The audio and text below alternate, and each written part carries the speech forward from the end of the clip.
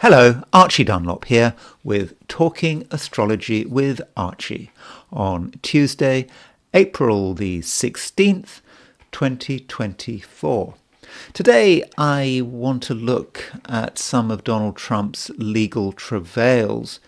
It's always so difficult trying to keep up with all the court cases that Trump is going through, and it can be very difficult to get the details right. You know, I suspect that most of the American public, when they look at all of these legal things going on, it just sort of glazes over them, and they've maybe stopped caring and they've stopped worrying about the details. But the latest one, which I believe jury selection started on Monday, April the 15th, beginning of this week, related to a payment to a woman called Stormy Daniels. Stormy Daniels was a porn star, and in July of 2006 she met Donald Trump, and they had a sexual encounter, and in the run-up to the Trump's election in 2016 to be U.S. president, you know, there were concerns about what she might tell the press, and so it was agreed that they would pay her $130,000. And that's not illegal, to pay someone $130,000 to shut them up. But the thing is, the money came from Trump's business, and so it was all about business filing. So there was this lawyer, Michael Cohen, who I think paid her, and then Trump was supposed to pay Michael Cohen, and I think it was classified as a business expense, when of course it should not have been classified as a business expense. It's that kind of thing. It's a standard situation where if you try to cover something up, it's always, the cover-up is always worse than the actual event. I mean, and as it happened, it was all for a waste of time, because everyone knew about Donald Trump and Stormy Daniels, so the effort to keep her quiet didn't work. But the fact that money was paid, and I'm also confused, $130,000. Why did Donald Trump why was it so difficult for him to get hold of $130,000? Why did he have to go through his businesses and have and apparently have an incorrect filing? I don't get that. Surely if you're Donald Trump, $130,000 is just small change. You can take that out of your checking account, or maybe you even got the cash lying around. I don't understand that. But anyway, there was some kind of cover-up, and in the attempt to cover up, there was a business filing was made, which was incorrect, and that's what this whole issue is all about. If I've got the details wrong, do correct me. So in this video, I want to look at some of the relevant charts. I want to look at the chart of Donald Trump again. As usual, you have to look at his chart occasionally, don't I? In fact, quite often. I mean, he is a potential next president. Then I want to look at Stormy Daniels' chart. Why was he attracted to Stormy Daniels? Was he attracted to her? Did he objectify her? Was she just an attractive woman? Was that the only point about her? And in all of this, it did occur to me that one thing we do forget about is Trump's family. And I mean, particularly thinking about his son. This affair between, or I don't even know if it was an affair, that sort of makes it more significant than it actually was. This sexual encounter between Donald Trump and Stormy Daniels happened July 2006. March 2006, his fifth child, Barron Trump, was born. This was only a few months after his son was born, and this is maybe what really should be the scandal about Donald Trump. is it, one of these situations where as soon as Melania gave birth, Donald Trump perhaps lost some interest in her? Reminds me a bit of when Diana gave birth to Prince Harry. Apparently, from Diana's perspective, the moment Prince Harry was born, that was the end of a relationship as far as she was concerned. Charles was not happy with Prince Harry, according to a story. He was hoping for a girl, and it was actually a boy. Although, hold on, you would have thought that they had ultrasound and things. Wouldn't he have already known what the gender was? I don't know. But there is that idea that some men, as soon as their wife gives birth, they're not interested in her, and that's the end of a relationship. But I want to look at what's going on with Trump. Not just in mid-July 2006, but what was happening in that year from a relationship perspective. And I think that's more interesting in a way from the whole legal issue. So those are some of the things I want to discuss today. But before I do that, I want to look at the astrology and the I Ching for today, which is Tuesday, April the 16th, 2024. So, by the way, that's a thumbnail. There are some people, there's Trump. I know a lot of people hate that picture. In fact, a lot of people don't watch this video because of that picture, I think. There's Stormy Daniels. There is Melania. And that is Michael Cohen, who I think was Trump's lawyer or advisor. He must surely have had some culpability in this situation, because he must have known the legal implications of Stormy Daniels being paid off with company money. Or no, I suppose if you file it incorrectly, it's not the fact that it's company money. It depends on how it's filed, doesn't it? So those are a few charts I'm going to look at.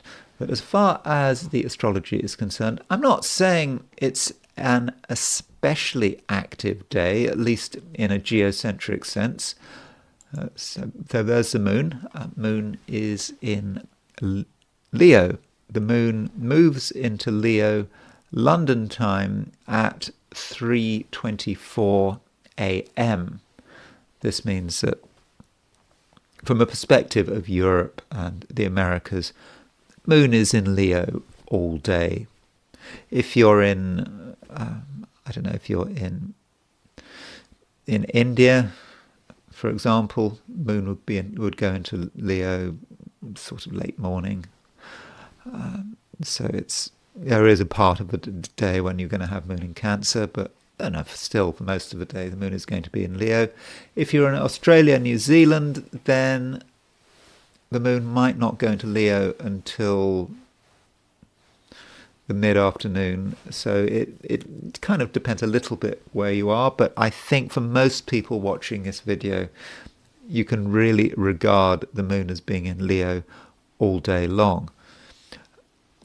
Well, unless you get up early, I suppose. If you're in Europe and you get up at 2 a.m, then yes, the moon will be in late Cancer. But I think in a general sense, we can see it as being a moon in Leo day. So when the moon moves into Leo, it makes an opposition to Pluto. So this Moon-Pluto opposition, I think, is a big theme of the day. And with Moon in Leo opposition Pluto, it can be about pride. I mean, Moon in Leo is about pride. People are more into their own egos with Moon in Leo than when Moon is in Cancer. Moon in Cancer is quite an emotional placing. Moon in Leo is all about fire and is about intuition, trying to pick up on things, trying to understand what to do. Action is important. Ideally, one should know what one wants to do with the moon in Leo. But with the moon opposition Pluto, there may be a certain sense of obsession about who one is and what one can do, and getting respect even. Some people may be really concerned to get respect, may even be obsessed about getting respect. And from an emotional perspective, it's easy to hang on to the way one feels. Pluto can hide what it touches. So if Pluto is opposition to Moon, some of us may find it actually difficult to express our feelings and difficult to express how important it is that people pay attention to us. Now, Moon in Leo is not the same as Sun in Leo. I must emphasize that. The Sun in Leo, Sun rules Leo. And so the Sun is strong in Leo. The Moon is actually not very strong in Leo. It's because the Moon is a feminine sign. Yeah, it doesn't have any dignity in Leo, all things being equal, unless there's a mutual reception, which there is not. So there is a certain sense of fragility there. One wants attention, but can one actually get attention? One might get overly concerned if one is ignored, and it's difficult to really express ourselves, at least in a sense that we can't really express ourselves with the power that we would be able to express ourselves if the Moon was, say, so if the Sun was, say, in Leo. It's not the same thing. I just must make that clear. On the other hand, the Moon is in a fire sign and the Sun is in a fire sign. If you've got the Sun and the Moon are the most important planets in the sky. I know neither of them are a planet. The Sun is a star and the Moon is a satellite, but still, we call them planets. It makes it easier. So the Sun and the Moon, most important planets in the solar system, in our universe, and they're both in fire signs. So that gives us a lot of power, and there is a lot of spark with it, and intuition. That's how many of us are going to work, through our intuitive faculties. Now, it's easy to mix intuition and feeling. Or rather to mix up intuition and feeling. Intuition and feeling are not the same thing. Intuition is about just understanding the way things are going. Not having to feel it, not having to think it, one just understands it, and one just knows. And that is a feature of the Sun and Moon both being in fire signs. While all this is going on, Venus is quintile Pluto. There's Venus at 14 Aries, and there's Pluto at 2 Aquarius.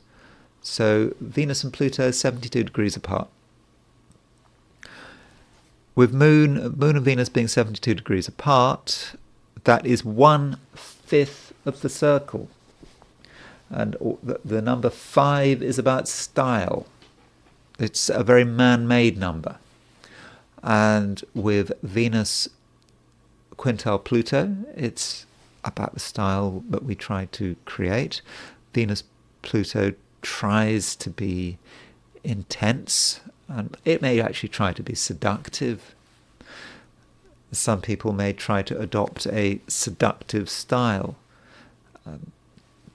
keeping some things secret, but at the same time making it clear that maybe they might be available. That might be how Venus-Pluto quintile could work, and it's probably most important in terms of relationships of all kinds.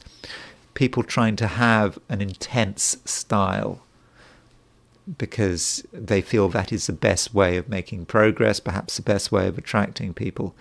And if we don't adopt that kind of style, well, certainly I'm not going to adopt that kind of style, but maybe someone else will. But if you try to adopt that kind of style, that might be something you just feel inclined to do, or you might notice it in other people. It depends. But it is a quintile. I don't want to say too much about it. I don't think it's a particularly major aspect. But just remember, if you do see people adopting this seductive, intense Venus-Pluto style, it's likely to be only skin deep. It's just style. It says nothing about the real person or their substance. So don't be fooled by it. One other aspect of note is a semi-sextile between Mars and Mercury. You can see it quite clearly here. There's Mars at 19 Pisces, there's Mercury at 19 Aries. So Mars and Mercury are exactly 30 degrees apart. Now, a semi-sextile can be quite a difficult aspect because when you've got two signs next to each other, their nature is often very different, and the nature of Pisces, Mars in Pisces, is very different from the nature of Mercury in Aries. It's like Mercury in Aries so much that Mercury in Aries wants to express, wants to talk about, wants to discuss, wants to express itself. But Mars in Pisces just indicates that actually things are more complicated than they appear on the surface. And so we try to be open in our communication, but we find we can't be open. There's just too much subterfuge going on, and we might actually feel very frustrated unless we actually take on the semi-sextile head on. Semi-sextile is about taking two planets which aren't really working in the same way and somehow bringing them together and finding the right place for them to fit. And it could be about finding a place in our life that we need to find. We need to find a place for them. And I'm reminded of an astrology teacher, my first astrology teacher, a man called Ron Gwynn, and he was describing a quincunx. And he said a quincunx is like a pipe which has got a bend in it. And this pipe, you don't know where it's supposed to fit. I think he was a surveyor. His profession was a surveyor, so he knew about that kind of thing. But this pipe, where does it fit? Where does this pipe fit? And it's got a strange shape, and we don't know where to fit it. And so if you've got a quincunx, you've got these two planets which have this relationship with each other, which is apparently tense. And we know, where do you fit these planets together? But actually there is somewhere where this quincunx fits together in our life. We just have to find it. And a semi-sextile is a very similar aspect to a quincunx. And this semi-sextile, it does fit somewhere in our life. There's a place it does fit, this Mars semi-sextile, Mars in Pisces, semi-sextile, Mercury in Aries. We have to fit this together somewhere, and they can work together. And that Mercury in Aries, yes, it must express itself in a clear way, but it also has to take into account that Mars in Pisces. And so we have to find this place to fit the Mercury and Mars energies together and into our life, even though Mercury and Mars are not really compatible with each other, at least at first sight, but we need to kind of make them compatible. And it is about expressing ourselves directly, but at the same time understanding the emotional currents and perhaps expressing ourselves in one way and expressing ourselves in a kind of different way, kind of strange as that might sound, because Mars in Pisces does not express itself directly, it does it in a roundabout way. So what we say and what we do may be different, and maybe that's the key to making progress today. I hope I've express that in a way that makes sense to you. So those are the main geocentric aspects today. There's not a great deal going on in terms of aspects. From a heliocentric perspective, that is the heliocentric chart coming up. And there you can see that Mars is now exactly square the Sun. Sorry, Uranus. Mars is exactly square Uranus. that heliocentric Mars square Uranus is probably the most important aspect of the day. And I know it's heliocentric, but it is a major aspect. It's very violent. It's stubborn. It's an aspect that's about explosions. Things that go bang. We have to be very careful with technology, but we need to remember that the heliocentric chart is very impersonal. It's not about us as individuals, really, because there's no ascendant in this chart. There's not even a moon in this chart. The Earth and the moon are in the same place from the sun's perspective, because we are putting the sun in the middle of this chart. And there could be dramas. It's going to be easy for people, groups and countries to behave in a violent way. And there's going to be a general atmosphere of violence in the world. I don't think we ourselves need to be too worried about it, though, as usual, you've got Mars square Uranus. Standard advice: don't take risks, don't do anything dangerous. Don't jump out of planes with or without a parachute. So we have to be a little careful with this. Just messing around with drills and heavy equipment, that's not a good idea. Even light equipment like a drill, that can still cause a lot of damage. So a bit of caution is required with Mars square Uranus, but I think it's more about what's happening in the world, and we already know that the world is a dangerous place and there are things going on, and that is emphasized by the Mars Uranus square. I suppose I should also point out that Venus is starting to move towards a conjunction with Neptune. This is a heliocentric conjunction, and this conjunction may create a little bit of deception. People may be very good at hiding their true intentions. Not just people, maybe governments as well. And there's going to be quite a bit of subterfuge there, I think. People hiding things and trying to be things that they're not. Venus Neptune might also, in a general sense, be careful about expenditure. We shouldn't necessarily trust our judgment. We shouldn't trust our judgment when dealing with other people. So if we think we understand someone with a heliocentric Venus conjunct Neptune, then perhaps we need to think again.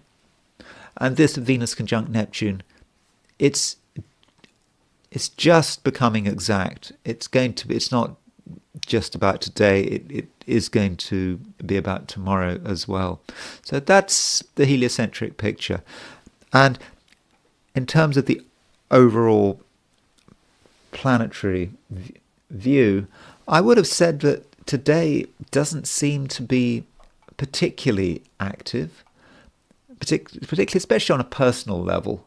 And if you say, well, that heliocentric Mars square Uranus is collective, if we see that as being collective, then really there's not a great deal to talk about, and this may be reflected in my forecast for the 12 signs, so I'm probably not going to say as much as usual. At least I don't think I'm going to say as much as usual, though you never know. So let me now go back to the geocentric chart. There it is. And I'm going to give you my forecasts for the 12 signs for today, which is Tuesday, April the 16th, 2024. Aries, you are feeling quite clever, and that's okay. It's okay to feel clever. You feel that you know what you're doing, and perhaps you feel that you know what you're doing better than other people know what they're doing, and that might give you a certain sense of superiority, Aries. Okay, that could mean a touch of arrogance. But really, Aries, a little bit of arrogance is nothing to apologize about. In some respects, your arrogance is well grounded. You're the one that knows, you're the one that understands. And under those circumstances, I don't think that you should make too much of an effort to listen to other people. I mean, by all means, take into account what they say, but a little bit, but don't base your big decisions on other people, because when people make decisions, they're not really thinking about you. And today, Aries, it's you that matters. Having said that, there are going to be, I think, a couple of people who try their best to influence you. Perhaps friends, people you meet all the time. They might be trying to move you in a particular direction. But their efforts to move you in a particular direction, I suspect, are going to be half-hearted. And if you just do your own thing, that'll be fine. No one's going to complain. So don't exaggerate when it comes to dealing with outside constraints. If you think that there are people out there who are holding you back and are stopping you doing what you want to do, then I do think that you're exaggerating, or you're even using it as an excuse. Because fundamentally, Aries, you're a free spirit. And because you're a free spirit, you don't have to get involved in fights or arguments. You don't have to have issues about, I can't do this because... No. If you want to do it, you can do it. Absolutely no problem. Okay, within reason. If you want to do something dangerous or illegal or that's just ridiculous, that's always that possibility. But in a day-to-day sense, Aries, you can pretty much do what you want. And I must emphasize, Aries, that at the moment your abilities are absolutely clear. All your abilities are there in front of you.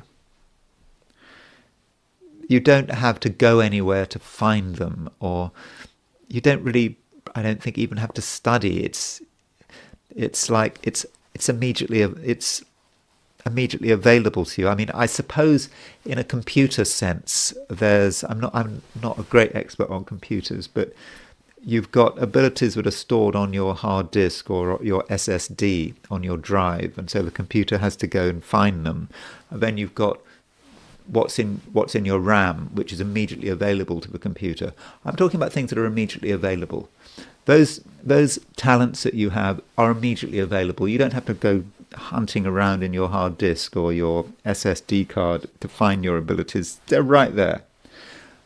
No need for preparation. No need to study. They are immediately available, and I think that makes you very powerful. You immediately know what needs to be done, and you can show off your talents. And I think people could, in certain situations, be quite amazed by what you can actually do. So Aries, it's really important not to doubt yourself. And once you start using your creative talents, you can start to create big effects, and you can start really having an impact. But you just need to just keep going. You mustn't doubt yourself, and you mustn't think that anyone is in your way, because fundamentally, Aries, they're not in your way at all. Turning to relationships, I think you want to be a little bit careful with relationships. I think it's probably not a good idea to spend too much time with any one person, because this person may not be particularly clear. They're still articulating to themselves what they want. And if you spent too much time with another person, they might be creating confusing signals. And as a result of these signals, you might get slowed down. Maybe tomorrow things will be easier as far as relationships are concerned, because, I do understand that there does seem to be someone who's very interested in you, very keen on you, wants to be close to you. But that doesn't mean that you should reciprocate. You do have things to do, and you don't want that kind of disturbance. Finally, I should mention that from a heliocentric point of view, as I've already mentioned, Mars is making a square to Uranus. Mars is your ruler. That Mars square Uranus, I think, is going to mainly be a collective event. But if it does affect individuals, it could affect Aries as a sign, perhaps more than other signs. Of course, maybe Scorpio, because Scorpio is also ruled by Mars. But that Mars square Uranus may make you a little too hasty, a little bit accident prone. But that hastiness, though, is completely unnecessary. You can do things in your own way, in a very natural way. Don't have to get involved in fights or arguments. You can just go and do it. But if you push yourself too far, if you decide that you want to really make an exhibition of yourself, then you've got to watch out with that Mars square Uranus, because it is high risk, and Aries don't under any circumstances do anything dangerous, because it's with that Mars square Uranus, it could backfire. But I'm sure you're going to play it safe, and if you play it safe, then I think you're going to have a great day, because you're the one that matters, and it's a day for really showing the world what you can do. And even if the world isn't watching what you're doing, it doesn't matter. It's all about you, and it's okay for it to be all about you. Taurus. From a heliocentric perspective, Venus is moving towards a conjunction with Neptune. And I know I don't normally start with a heliocentric aspect, but Venus is your ruler. And so from a heliocentric perspective, if Venus is making a heliocentric conjunction to Neptune, there is some danger here that you might be a little bit confused about something. Something is not going to entirely make sense.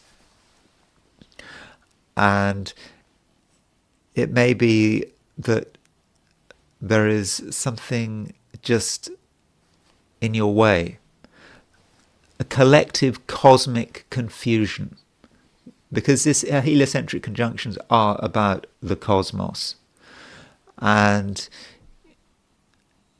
you may not get the level right. You may perhaps be looking at things at too high a level.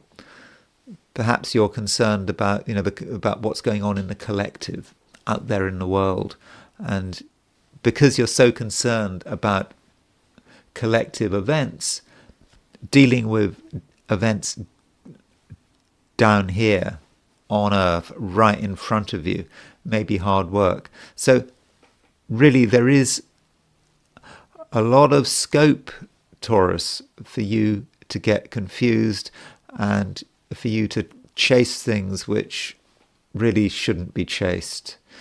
So what you need to do is you need to keep it simple. That's just really important, Taurus. Keep it simple today. And looking at things in terms of what you're supposed to be doing, well, if possible, you should be cutting back on your obligations. So, look at the obligations you have today. Do you really, or obligations that you think you have, do you really have to honor all these obligations? Okay, I know you might have made promises, but really, is that important to live up to all your promises? Maybe you need to focus on the promises that matter and leave the other things for later. And in the process, you possibly should perhaps be spending more time, away from other people, somewhere secure, where you don't have to be someone you're not. You don't want to be someone you're not, because as soon as you start engaging with the outside world, you have to start pretending, and that pretense could be quite obsessive. After all, Venus, which is your ruler from a geocentric perspective, is making a quintile to Pluto. So you are touched by Pluto, or at least you think you're touched by Pluto. This quintile aspect is a very style-orientated aspect. It's man-made, and you may feel that you have to make a special effort to perhaps exercise your power. Power doesn't come naturally to you today. And so, Taurus, you might feel you have to make it happen, build it, style it. But power that's not natural, but doesn't come from your heart, is perhaps not power that's going to be very effective. So if you were to go out there in the world trying to have an influence, you might not be successful, especially if your bluff gets called. Because once your bluff gets called and you have to really show how much power you've got and demonstrate what you can do, you might come up short. So that is another reason, Taurus, for keeping yourself to yourself. And another thing to point out is that Venus is making a conjunction to the North Node in Aries. Now, this conjunction between the North Node is exact tomorrow, but you're still feeling it. And this is really saying where you should be going. Venus is your ruler, it's conjunct the North Node, it's in Aries. That's a further indication that you should be taking a step back. You're not meant to be a central player today. You're not on center stage. You're somewhere else. You're backstage. And when you're backstage, there's less pressure on you, you have more power, and you have more control, and you're better able to deal with the chaos that I was talking about at the beginning of this reading. You remember I was saying that Venus is making a heliocentric conjunction to Neptune. That is about dealing with chaos. And you have to understand the chaos around you, but without actually being influenced by it. It shouldn't motivate you. It's not a call for action. It's not telling you to make up your mind too quickly. Just accept that you're living in a chaotic world. And at the same time, don't feel that you have to engage with it. Gemini. Gemini, you feel that you've got something to say. You want people to listen. But the question is, are they going to listen? I suspect not entirely. So it's not enough just to have a message. You might feel it's an important message, but delivering the message could be really hard work. And if you do feel you have to say something, you have to ask, how best can you express yourself? I think there's a danger, Gemini, that you overcomplicate things.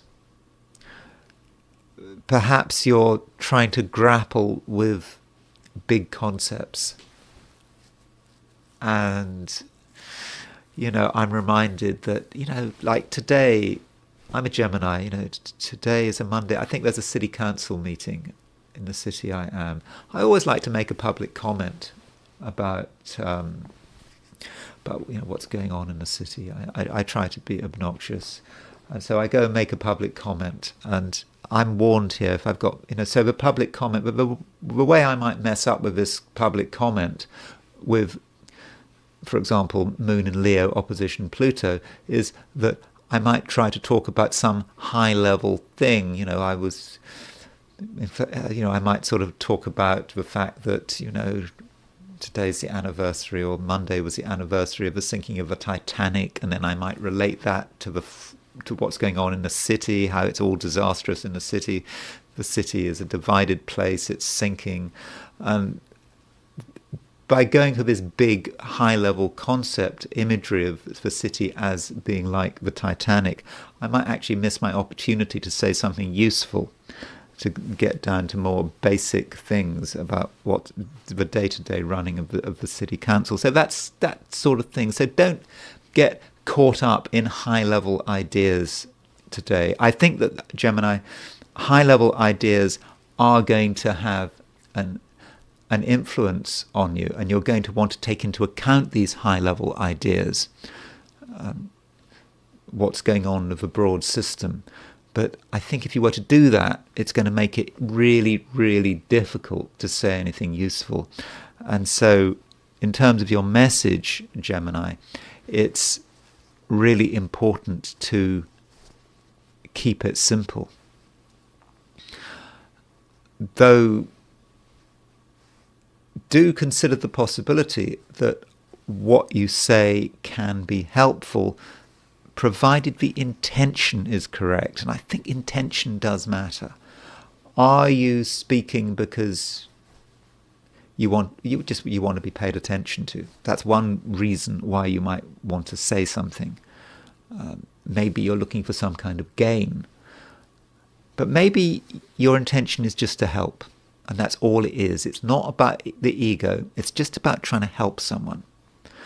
If that is the purpose of your communication, then I think the communication will be effective.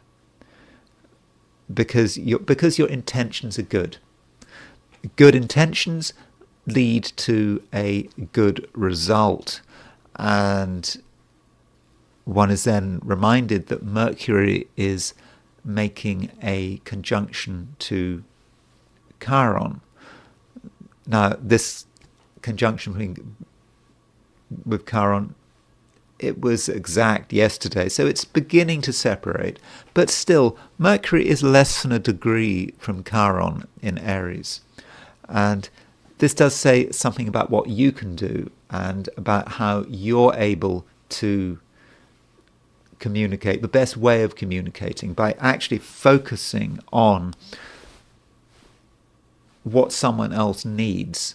Now, especially if you feel that someone is in a bit of trouble, perhaps you feel that you've got something to offer in terms of making their life better, making a suggestion. Of course, with Chiron, we're thinking about healing.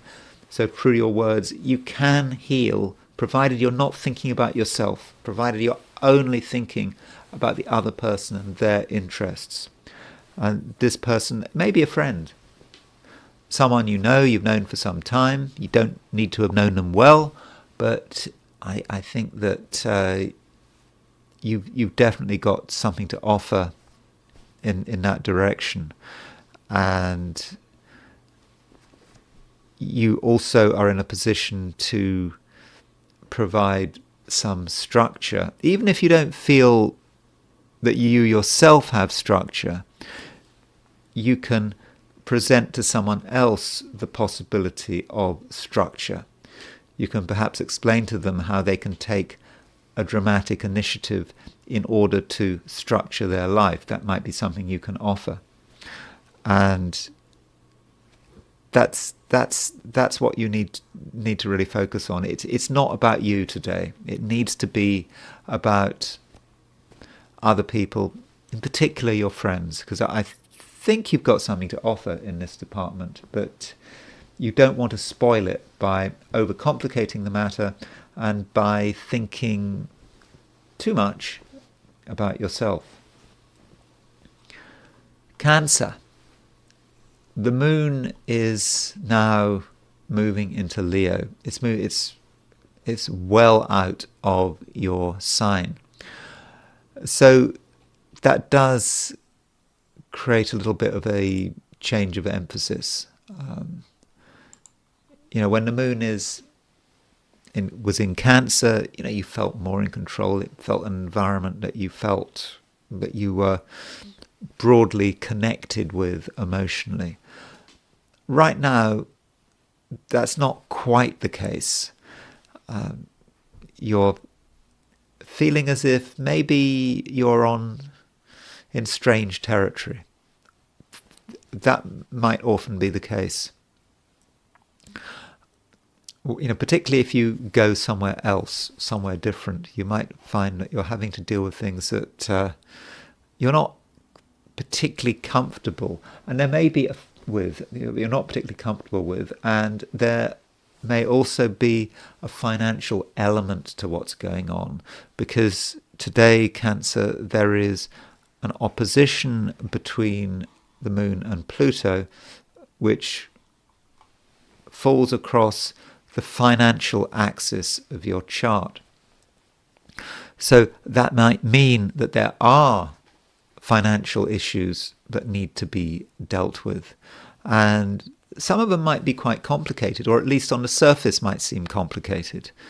But I think it would be a bad idea to make things overcomplicated. Pluto is in Aquarius, opposition Moon in Leo. Moon in Leo is about keeping things simple. Pluto is about trying to look under the surface.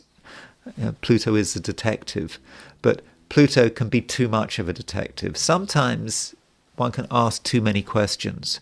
And in terms of your finances, if there are financial issues today, I think it's just really important to keep them simple. At the same time, don't have too many expectations today. It may take a bit of time for things to really get moving. The week is okay. It's a Tuesday, but the week is still just starting. And if you're expecting results today, then I think that you might be disappointed, especially if those results have a financial dimension. If you're expecting news about money or an understanding about money, or you're expecting someone to get back to you about a financial request, I wouldn't hold your breath. It may take at least a couple more days before you really start to understand what's going on. And it may be that, although I think that in many cases money and things, the material world, feels important, maybe it actually isn't quite as important as it seems. And at the same, so maybe you should just relax about it. And what you mustn't do is get obsessed. In fact, you shouldn't get obsessed about anything, not just money, anything. Just don't get obsessed today, because it's really quite unnecessary. So what should you be doing today? I think today you do need to be seen and heard. Venus is starting to make a conjunction with the North Node. This conjunction is, I think it happens tomorrow, but with this conjunction, Venus conjunct North Node, there is a call there, Cancer, to you, and that call is to be there. people need to see you. People need to understand what you're doing, what you want, and I think that you may need to do a bit of leading, because your leadership could be quite valuable today. That would be especially the case if you're working, but even if you're not working, if you have any position of responsibility, whether it's in family, in an organization, of course at work, wherever that responsibility lies, where people are relying on you, or might be relying on you, this is a situation where your leadership could make a big difference. And it's leadership that starts with a capacity to build bridges. Building bridges is important, and you can build bridges today. So if there have been people who you've recently lost touch with, or you've fallen out with, you can create new contacts with them, and once these contacts are developed, then that does give you a position that gives you an ability to be a leader. So leadership, Cancer, maybe is an important part of what should be going on today. Of course, it does depend on what opportunities you have, but if you can, in any way, shape or form, influence people in a constructive way, then I think you should. Leo. So, Leo, the moon is moving through the first degrees of your sign. And in a general sense, that's good. But it's just the beginning of something. Yes, when you have Moon in Leo moving through your sign, you do feel more confident. And as a result of feeling more confident, your expectations may increase. But Leo, I think it would be the wrong thing to have too many expectations. Because if you have too many expectations, then you might be disappointed. And it's especially important that you don't push it. The moon is in Leo for a couple of days. So it'll be in Leo tomorrow. It'll be in Leo tomorrow. But for today, the moon is still finding its feet. And there are things you want to apply yourself to, but you're not going to get the results today that you're looking for. It may not be until tomorrow that you can fully apply yourself. And it's therefore important that you don't feel rebuffed if things don't immediately go your way. So you might be trying to get something done. You might be trying to engage other people in your plans, and other people may not seem particularly receptive to what you're trying to push out. And because they're not receptive, you might respond to that quite badly. These people are not interested, they don't care. Well, don't panic. Things take time. Rome wasn't built in a day. So really, Leo, do try to be patient. And if things aren't moving, perhaps you should work out what needs to be done. It's possible, Leo, that you can actually create a situation that gives you authority. Yeah, you have to create it. Maybe even fake it. I mean, I know fakery isn't something one normally associates with Leo. Leo can be whoever Leo wants to be. But it does seem that today, and maybe tomorrow, some people are going to be very impressed by impressions and by displays of power. And if you accept that, then perhaps that's what you need to do.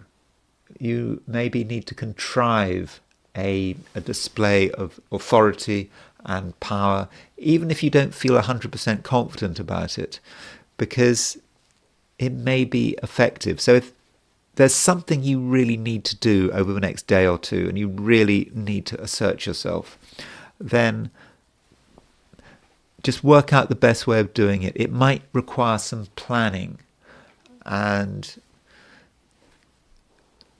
creating something that makes you look good and makes you look powerful. I mean, I'm not going to tell you what that is. How am I going to know? I mean, you have to look at your individual circumstances. But by creating this something, whatever it is, you may be able to impress people at a critical stage. And I think it's more about doing the planning today and tomorrow than putting the plans into action. So in some respects, you should think of Tuesday not as a day in isolation. You should really think about Tuesday and Wednesday as a pair. And so Tuesday is a start, the preparation. Wednesday is the action. So that's probably the best way of seeing today, because if you can see Tuesday and Wednesday as a pair, then you won't be disappointed if, in the first instance, you don't get results. I should say something about relationships, though, and the fact that the moon is opposition Pluto can't be ignored. Moon is in Leo, your sign. It's opposition Pluto, which is in Aquarius, your opposite sign. So with moon opposition Pluto, you may get a sense that there's a little bit of a power struggle, that perhaps you and someone else are vying with each other for control. I wouldn't take it too seriously and consider the possibility that to an extent this concept of a power struggle is a little bit in your mind. In practice, it may not be the power struggle it feels itself to be, and you have to try to put yourself in the other person's shoes. What are they trying to achieve? Why are they trying to achieve it? And maybe if you can understand what another person wants, then you're in a better position to evaluate what's going on. You know, Leo can sometimes be too focused on itself and just not really consider the fact that that other person, they have their thoughts, they have their priorities, they have their fears, they have their hopes. And by trying to understand that, you may be able to simplify what on the surface seems to be a complicated situation. Virgo. Mercury continues to be conjunct Chiron. I talked about Mercury conjunct Chiron yesterday. It's still there. So a lot of what I said yesterday continues to hold. That with Mercury conjunct Chiron, you know, you are in a position where you can be very helpful and constructive, and if anyone's got a problem, you may be the one to sort it out, because you just understand. Was it yesterday I said that Mercury was conjunct Chiron? I think so. I think when I was talking, it started over the weekend. So yes, Mercury is starting to move away from the conjunction with Chiron, but it's still very much there. And so, Virgo, do consider how you can help people and what resources you can bring to bear. And those resources, in many respects, are your emotion and your presence. I think, Virgo, it's a day when you can make it clear to other people that you have strong feelings, that you're in control of, and that you can be trusted. So if you're a Virgoan psychotherapist, for example, I think you can have a very good day, because you're just going to understand the way emotions work, and you're going to understand how people are vulnerable, and perhaps what needs to be done to address this vulnerability. But at the same time, the less said, the better. So you don't have to say a lot of stuff in order to make someone feel better. And it may just be, with this Mercury conjunct Chiron, that 90% of it is listening. Listening and feeling, getting impressions, not feeling that you have to really make your position clear, especially with the moon in Leo. Remember, the moon in Leo is the sign directly before Virgo.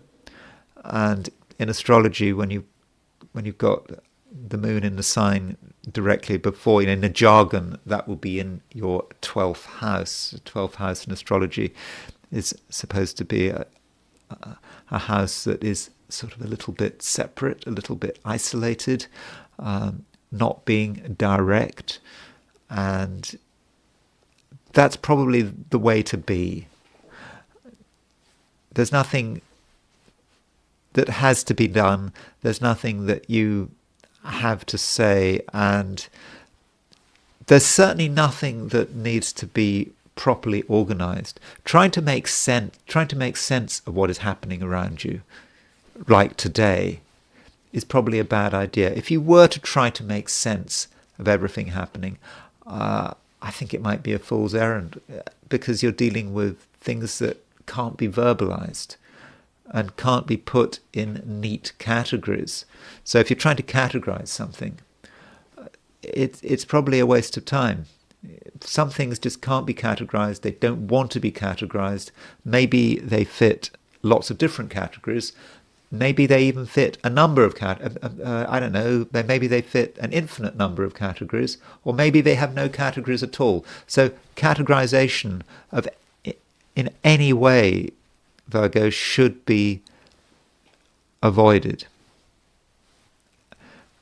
But you do have access to a single truth, I think. There are some things you do understand. And you are able, if you really need to, you're able to communicate with incredible clarity. And it may be that you just understand something, one thing that is obvious, but no one else gets. Now that one thing may be actually quite mundane. It may be about how the law works, how the world works, something perhaps factual that is based on, I don't know, a statute, or it may be an article of some law, one thing that you just absolutely understand, and you can just say it. This is the case. It is true. Look it up. So do consider that possibility. There may be that sudden opportunity today when you can actually do that. Say, no, you've got it wrong. It's like this. And the law says it is like this. And that's the way it is. And you might have some hesitation. You might have some doubts. But yeah, I think you can trust yourself on that score. So if there's something that needs to be pointed out like that, seems a bit mundane, seems a bit trivial, but you know what you're talking about, so really don't hold back. Libra, you, in your own way, are fairly forceful, I think. The reason you're forceful is because you can see things for the way they are, and you realize, Libra, that something needs to be done. And that, in a way, is not typical Libran behavior. You know, one has the idea sometimes that Librans like to compromise, that they like to consider what other people think before doing their own thing. Well, you know, one shouldn't forget that Margaret Thatcher was a Libra. Vladimir Putin is a Libra. I mean, just because you're a Libra doesn't mean to say that you don't have a strong view about the way things should be. And at the moment, you do have a very clear idea about the way things should be. You also have an awareness of constraints. In other words, you understand your social environment. You understand all the people you have to deal with, and that you live in a social world. So although you understand what needs to be done, you also understand why it might not be able to be done as quickly as you'd like it to be done.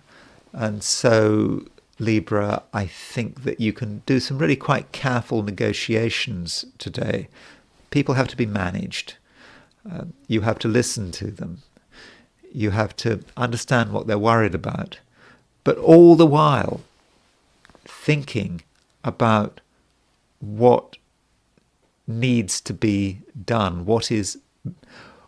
about what is best. And I'm not really thinking, I don't really want to put this in a selfish sense. It's not that you're thinking about yourself. I think you're actually thinking about what is good for the wider world.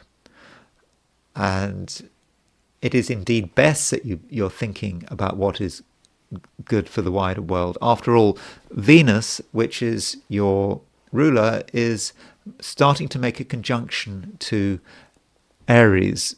Is starting to make a conjunction to the North Node in Aries. And when you've got Venus conjunct the North Node, this represents a powerful positive pull is starting to make its influence felt.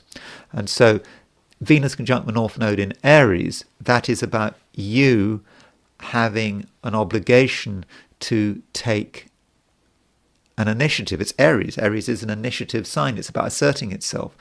But it's in Aries, which is in the opposite sign to Libra, which is your sign. So whatever initiative you feel you have to do, you have to take other people with you. And it's all about considering the various people in your life and working with them. And okay, at first sight there might be resistance, but your vision and your idea about what actually needs to be done is going to be strong. And I think that you will persuade people in the end that your way is the right way. Having said all that, there are certain people who could be trouble. After all, from a heliocentric perspective, there is a square between Mars and Uranus. And from your perspective, Mars rules Aries. Mars is your ruler of your opposite sign. Mars is very connected with Librans and relationships. And so with Mars making this heliocentric square to Uranus, there is some possibility that other people, or some other people, one or two other people, are behaving in a rather hasty, stubborn, and perhaps even quite dangerous way. And you have to work out how best to handle them. I think you may try to explain to them that they're exaggerating. Yeah, you can try and get through to them. Explain to them they're exaggerating, that they're overreacting, that the situation is not as pressing as they think. So do consider that, Libra. If you see people behaving in an errant way, a little bit crazy, then just think about how you can bring them down to earth. And by being gently forceful, I think that you can get your way. Scorpio. You just heard me talking about Libra, I think. Unless you jump right into into my description of Scorpio, using the timestamp. But what I was telling Libra was that Mars is square Uranus, and really from a heliocentric perspective. And as I've been saying through my description of today's planets, planetary positions, I do think that heliocentric square between Mars and Uranus is arguably the day's most important aspect. And it does have an impact on you because Mars is your ruler. So Mars rules Scorpio. It's making a heliocentric square to Uranus. And so that could really stir things up. You might feel that something needs to be done. You might be impatient. You might be hasty. You might be inclined to make sudden moves, and it could all build up. You want something done, and it just builds up, and then you take action. Then you have to deal with the consequences of this action.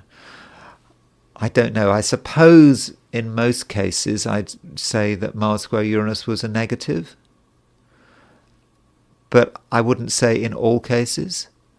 Mars square Uranus may certainly encourage you to take ill-advised initiatives, or just not to be thinking. I mean, Mars square Uranus can just be plain accident prone. So don't do anything dangerous today. So that is one way of looking at it. Though, on a positive note, Mars square Uranus could be about the need to act. You certainly feel the need to act. And maybe you're right that immediate action is required. Just make sure that you absolutely know what you're doing and that you're not taking any risks. And yes, it's if you are able to take successful action, successful dramatic action, then I think you could achieve very fast results. But you really do need to know what you're doing. And that's why I'm suggesting that in most cases, the Mars square Uranus, the heliocentric Mars square Uranus, is likely to be negative rather than positive. I don't know. 2/3 of the time it's going to be negative, 1/3 of the time positive, perhaps. But Scorpio, you do really have to consider the situation and the context. And at the same time, Scorpio, I do understand that you do feel a need to be there and to be doing something. And I think that is actually quite natural, especially now with the moon moving into Leo.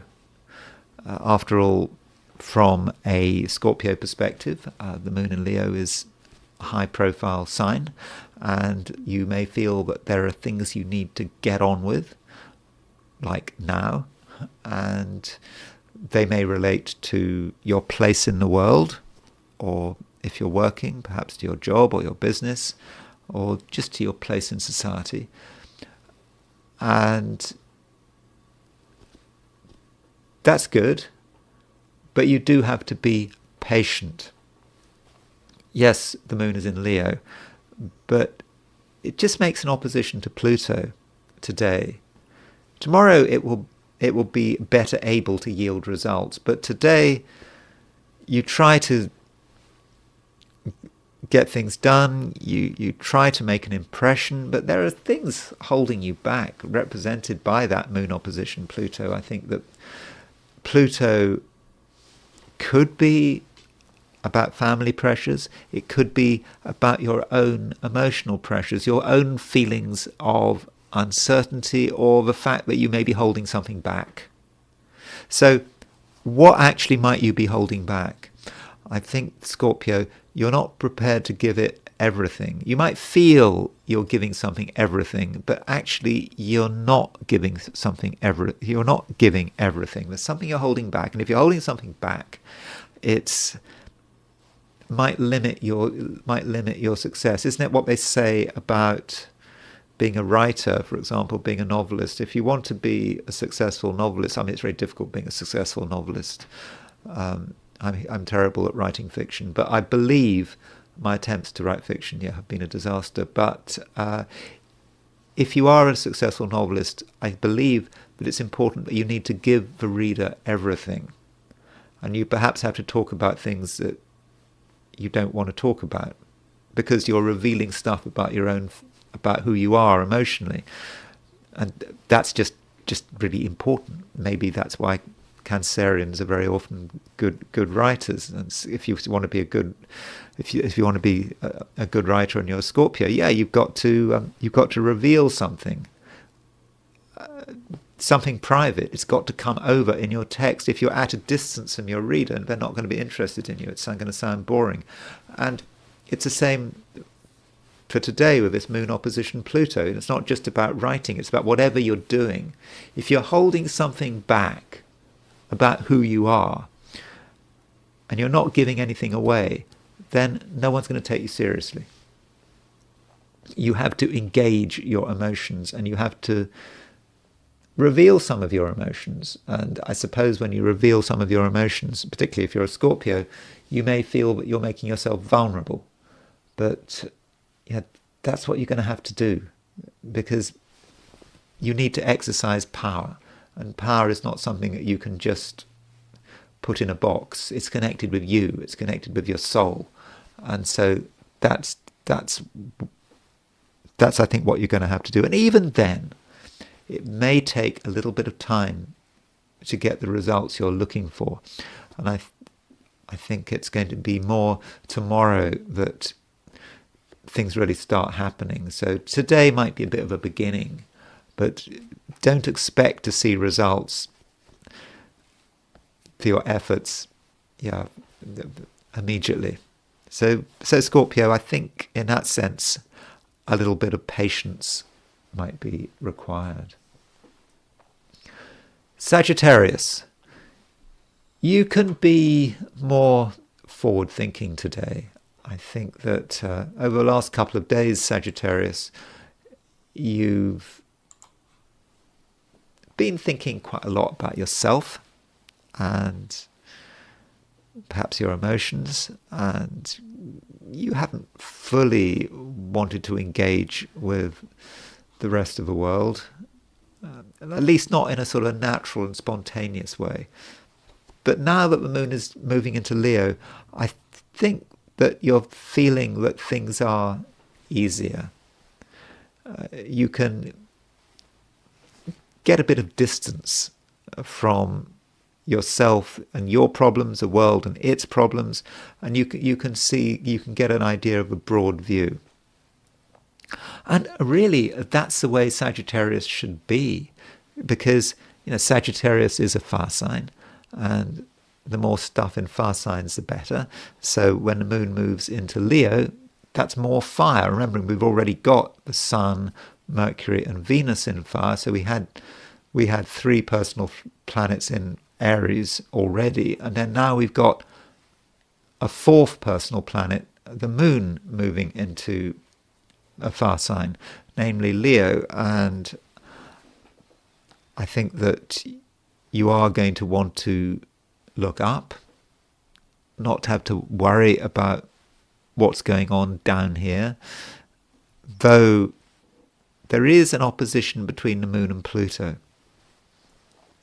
That opposition between the moon and Pluto may perhaps encourage you to focus a little bit on small factual details, which would be a bit of a shame. I wouldn't worry too much about the facts. So if you've got a big idea or big concept, it's always great to have a big concept, particularly if you're a Sagittarian. But if you were to get caught up in the details of this concept, start to dissect it, then you might lose the idea. And I don't think today is a day for dissection. It's just okay to just have a broad concept of what you want to do and the way the world should be. If you get obsessed about, hold on, but that little detail doesn't work and that little detail is wrong, then you're going to get into a cycle of destruction, and where your ideas and your hopes might get ripped apart before they have time to breathe. So don't worry if something doesn't make sense, at least to begin with. Don't ask too many questions.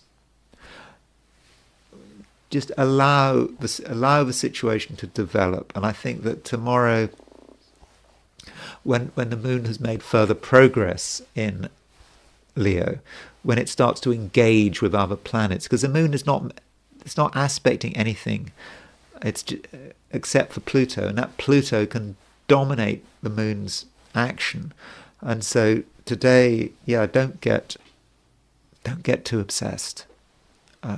Just take things as they are, and I would suggest that you don't ask too many questions. Finally, I suppose I should say something about relationships. Relationships are okay.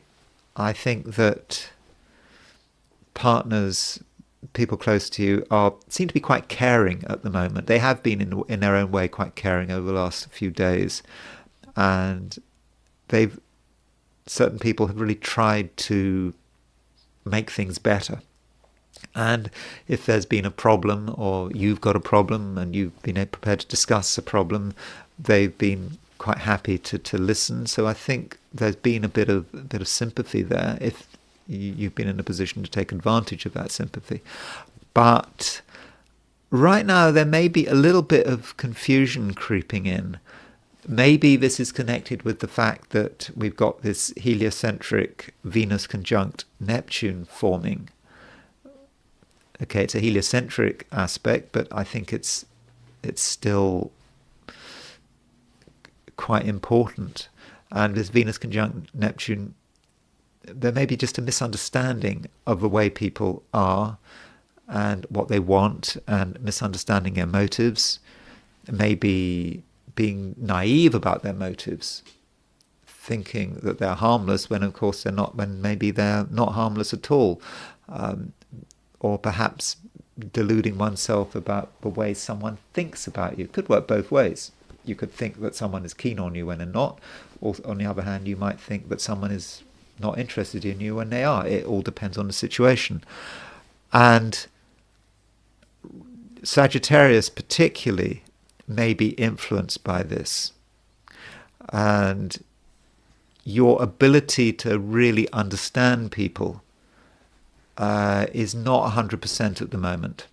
You could reach the wrong conclusions. Even people you know really well.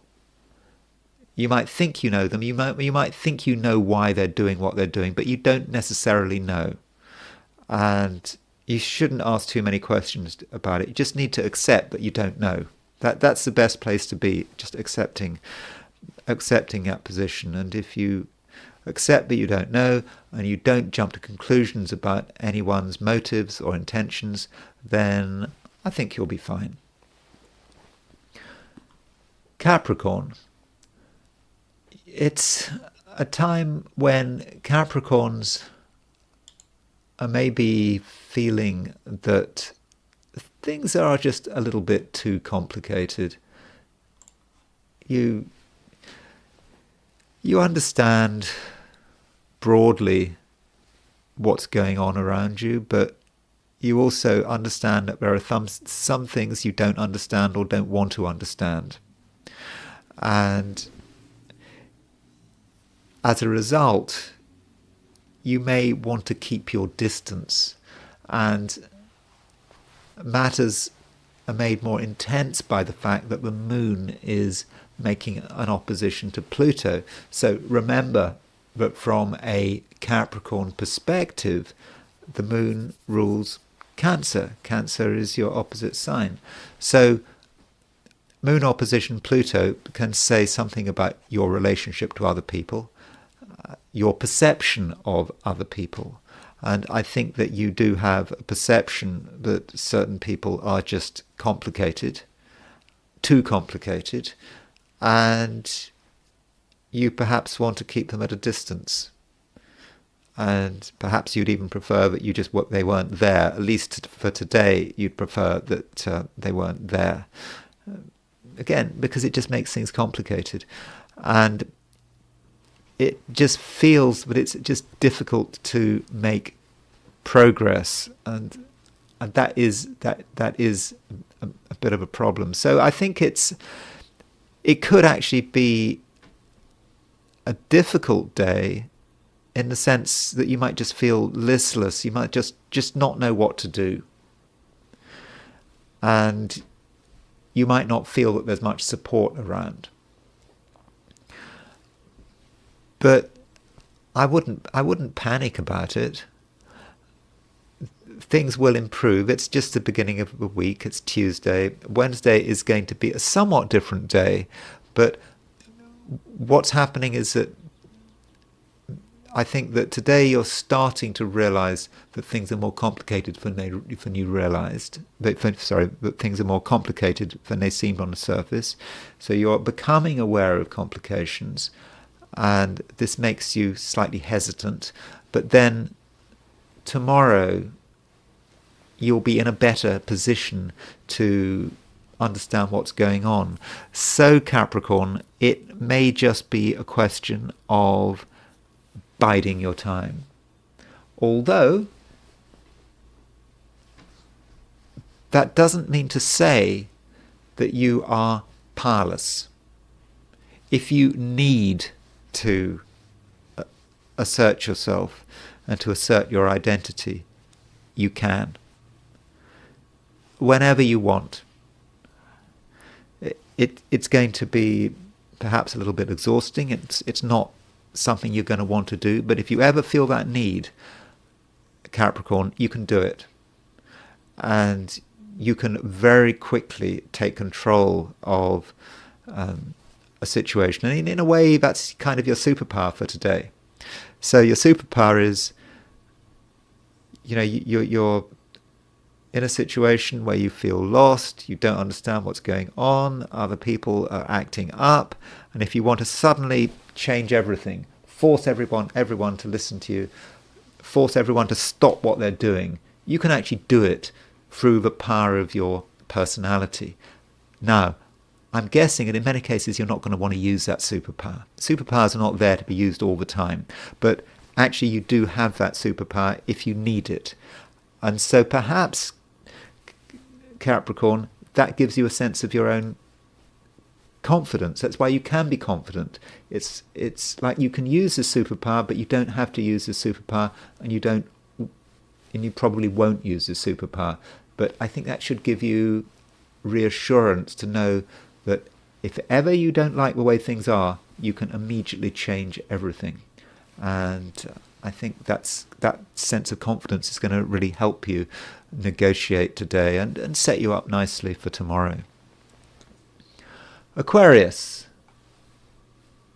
Moon is now in Leo, and it's making an opposition to Pluto, and Pluto is in Aquarius. So with this Moon-Pluto opposition across the main axis of your chart, I think you do have to take into account your various relationships. Moon opposition Pluto can be a power struggle, and you and someone else may perhaps have a difference of opinion, or you may feel that you actually can't express your views as clearly as you would like, and as a result you might have to do things another person's way, which is probably not what you want to do. Well, Aquarius, you have to consider, what are you prepared to give away? What are you prepared to compromise on? And what is key to you? So try and make that distinction today. Some things don't matter. You're prepared to concede ground. Other things are crucial to who you are. And that can be your guiding principle as you go through today's challenges. And if it will make someone happy to do things their way without you having to compromise anything that's key to who you are, then fine. So don't have a fight or a power struggle unless you feel that it's really necessary. So that should be part of your approach. Also, Aquarius, maybe you should just accept your own power and be confident in your own power. I mean, after all, Pluto is moving through the first couple of degrees of your sign. I mean, today it's 2 degrees, 3 minutes Aquarius. You've got the power.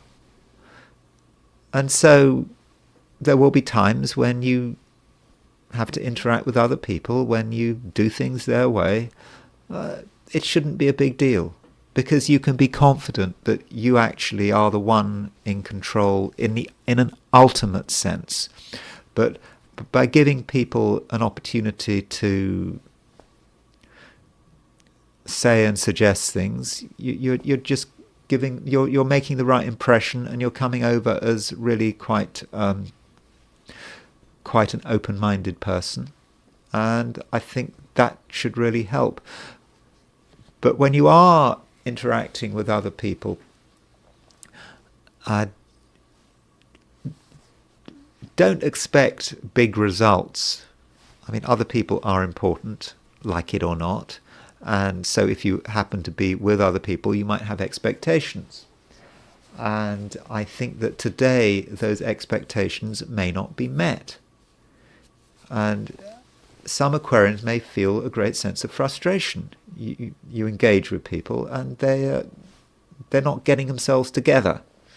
They're being very slow, and yeah, you feel disappointed.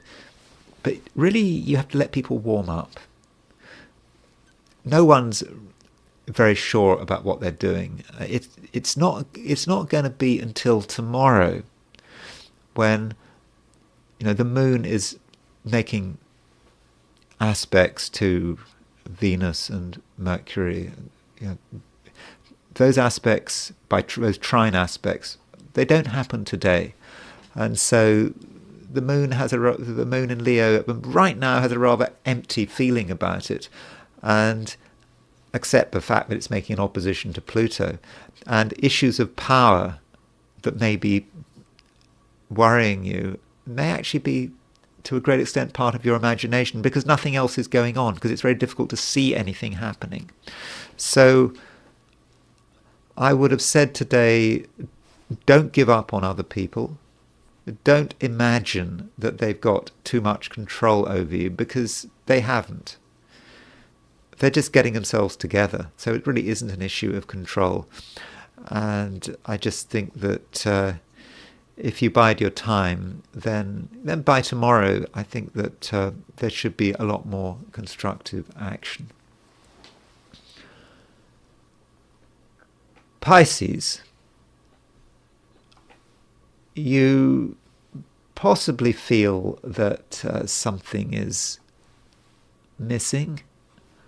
I mean, over the last couple of days, there has been a fair amount of action. And from a Piscean perspective, things are slowing down. I don't think that it's going to be a particularly busy day. And yeah, there might be a sense of disappointment, maybe a little bit of a sense of anticlimax. And that's not to say that there is nothing that needs to be done. There are certainly things that can be done today, and they may be of a rather routine nature, just things left over that you didn't do them earlier because there were other things to do or you couldn't be bothered, but now you've got a bit of time, you can actually deal with them and engage with it. And so I do actually think that it could be quite a useful day. But I suppose one can't avoid the fact that the moon is opposition Pluto. And with that moon opposition Pluto, we do have a certain sense of obsession. And obsession can be about wanting things to be done in a particular way. It's like you know that things need to be sorted out, a few things need to be sorted out, so you start to engage with sorting things out. But as soon as you start engaging with sorting things out, you start asking yourself a load of questions about how they should be sorted out. What should they be done? What should be done? Where should they be put? This may just be about material objects. Where should they be put? Where should they not be put? How do you categorize them? And that kind of thing could almost drive you crazy. So if you are engaged in that kind of work, then be careful not to think about it too much. Also, when dealing with people, there's some danger of misunderstandings. You know, when I was talking about the heliocentric view, because from a heliocentric perspective, we've got Venus moving towards a conjunction with Neptune, and Venus conjunct Neptune is about things being rather confusing in an interpersonal sense, not really knowing what people are up to, and perhaps being slightly vulnerable to deception. And there is a risk that today, Pisces, when you're engaging with people, that you completely misunderstand them. They might say something that sounds simple, but you interpret it in a completely different way. And if you're trying to work out someone's motives, again, you might get it completely wrong. I would therefore suggest, Pisces, that when dealing with people, whoever they are, that you do not jump to conclusions, and that you have an absolutely open mind. Because right now, it's impossible to know. And, you know, that may be the case for a couple of days. So if you can live with not knowing about what other people are really thinking, feeling, and intending, that would be really good. It's difficult because human beings are meaning machines. We always like to give things an intention. There has to be an intention. Things don't just happen randomly. At least that's how humans are. But if anyone can understand that randomness of human nature and the randomness and uncertainty of human intention, it's you, Pisces, surely. And so, Pisces, I would suggest that on an interpersonal level, you try your best to live with a bit of ambiguity. Those are my forecasts for the 12 signs. As you can see, there's not a lot to talk about because there weren't so many aspects today. The main aspect was really this opposition between Moon and Pluto, plus the square between Mars and Uranus, and that did colour my reading for the 12 signs. I now want to consider what's happening today from the perspective of the I Ching. So I asked the question, what is Tuesday going to be like for those watching the I Ching segment of this video?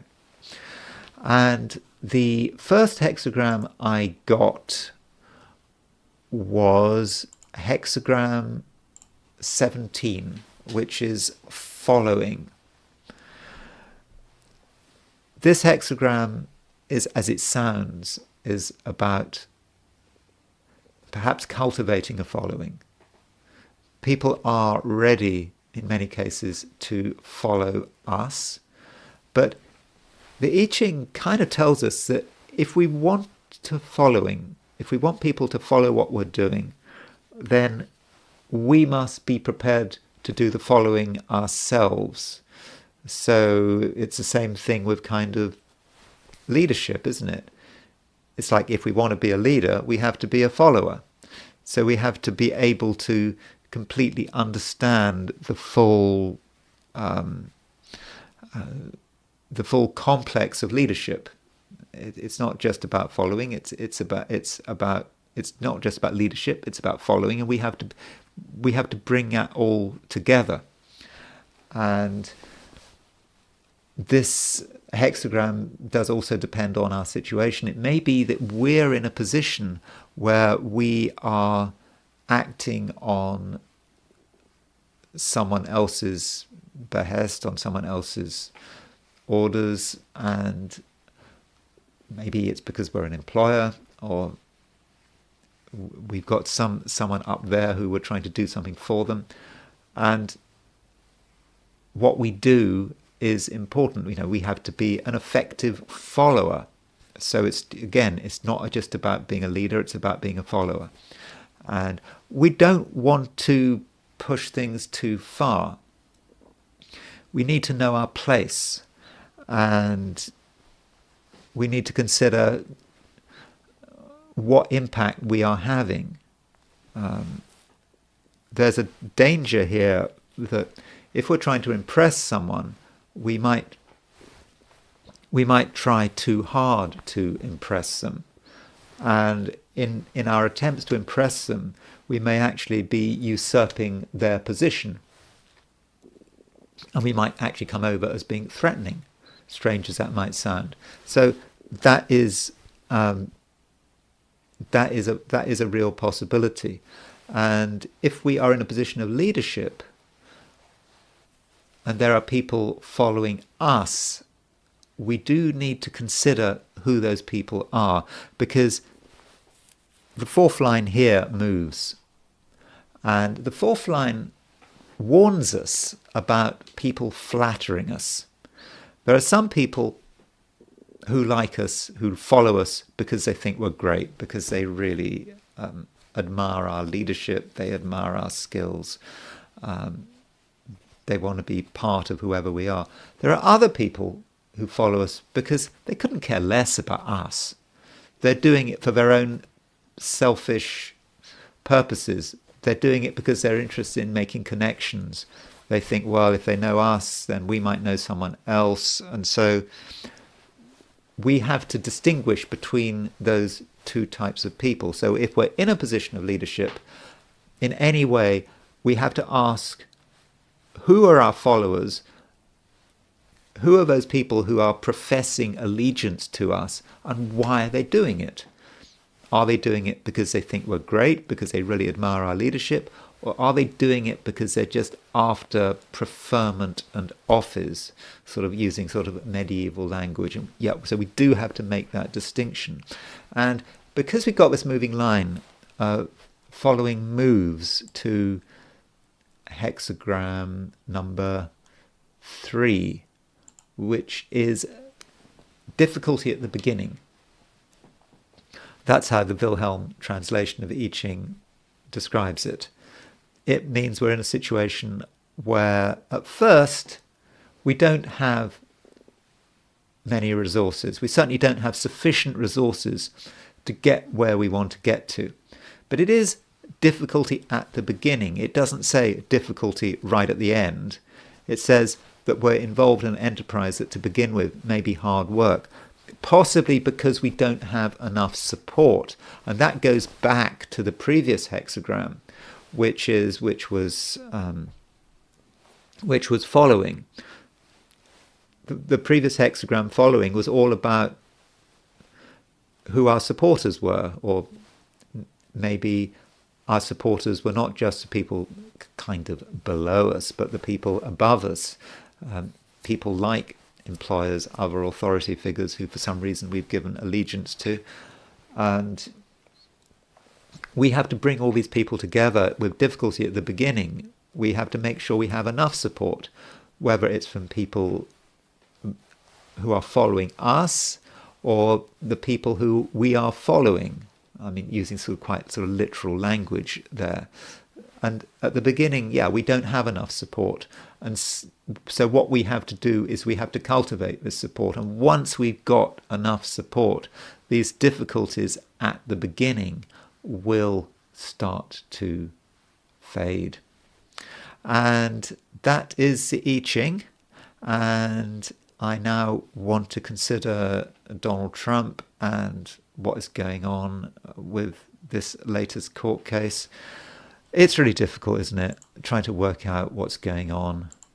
I'll probably get some of the details wrong.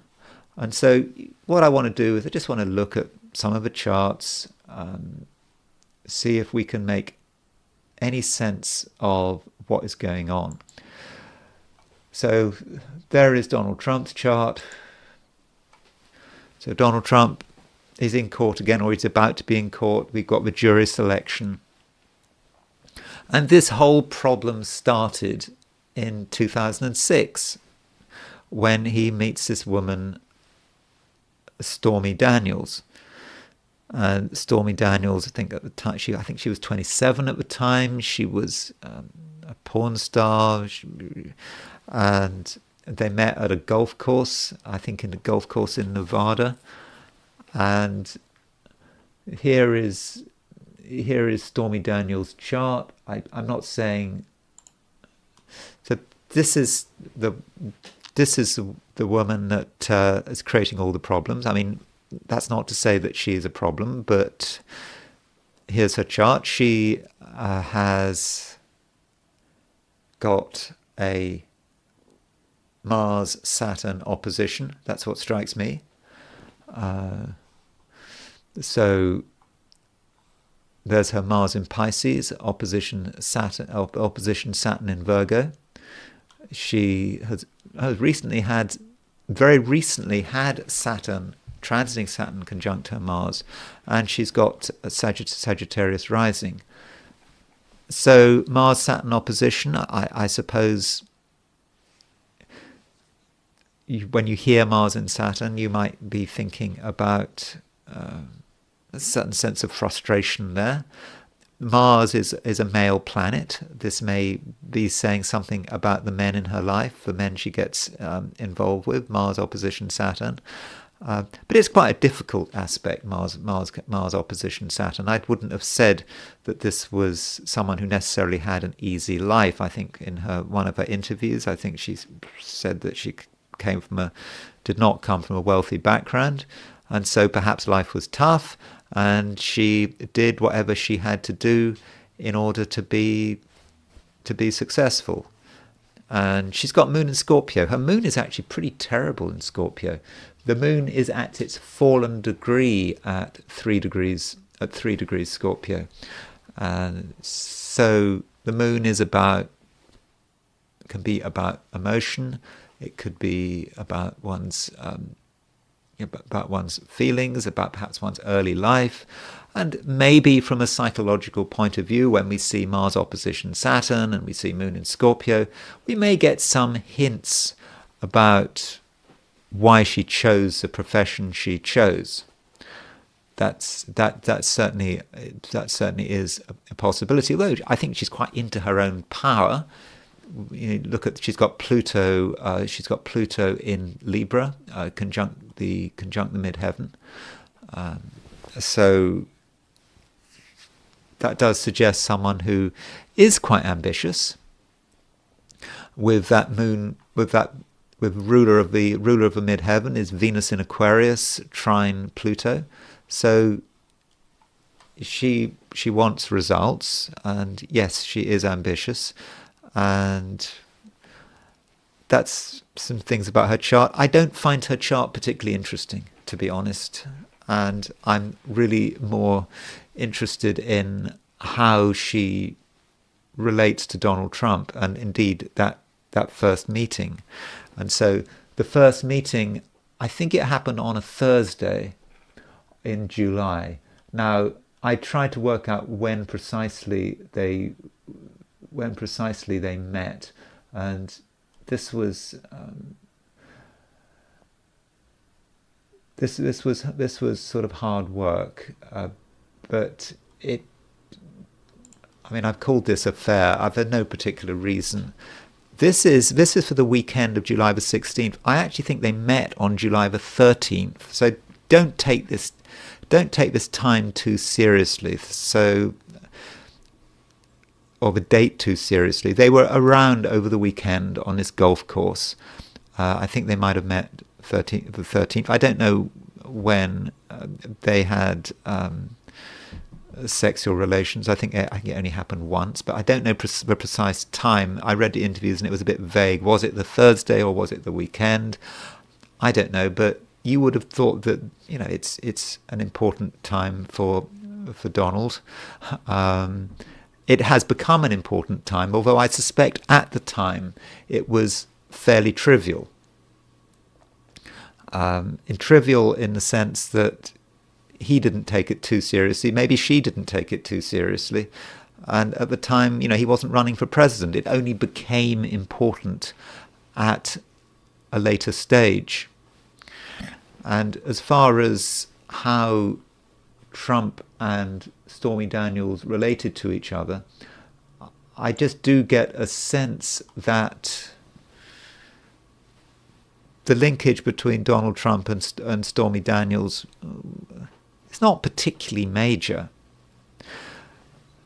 There is Stormy Daniels' Neptune in Sagittarius. So Neptune in Sagittarius, in a way, marks her from a generational perspective. So she was born in 1979, and her generation, her Neptune, that's what it represents, is conjunct Trump's moon. So there's Donald Trump's moon conjunct the South Node. So the moon conjunct the South Node is where you should not be going. And that moon conjunct the South Node hits her Neptune.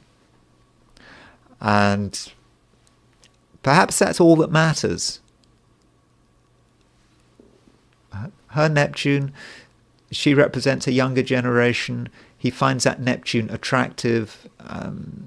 I think at the meeting got on the golf course it was a Thursday, I think. He immediately noticed her, and that's why he slept with her. And so her Neptune hits his moon, and it also hits his sun. So there's his sun in Gemini, opposition her Neptune. So her Neptune is really hitting his full moon. And yeah, that might be all it is. And that is a suggestion that it's quite objectified. It's maybe not who she is personally.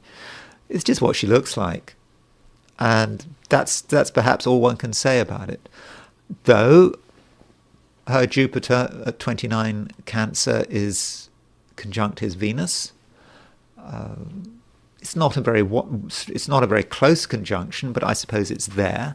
So I suppose as soon as he engages with her, meets with her, talks with her, then he picks up on her Jupiter and it hits his Venus. Remember, Venus is a female planet. So Donald Trump's Venus in Cancer is likely to be projected. So it projects onto her it projects onto her Jupiter in Cancer. At least that is one possibility. The capacity for Stormy Daniels to cause chaos in his life is maybe indicated by her Uranus in Scorpio. So her Uranus in Scorpio is conjunct Trump's IC. It's not an exact conjunction, but maybe it's good enough. It's a generational planet, so that this generational planet, Uranus, is on his IC in the same way this generational planet, Neptune, is on his moon. And that meeting is causing a huge amount of chaos, even though it's nearly 18 years ago.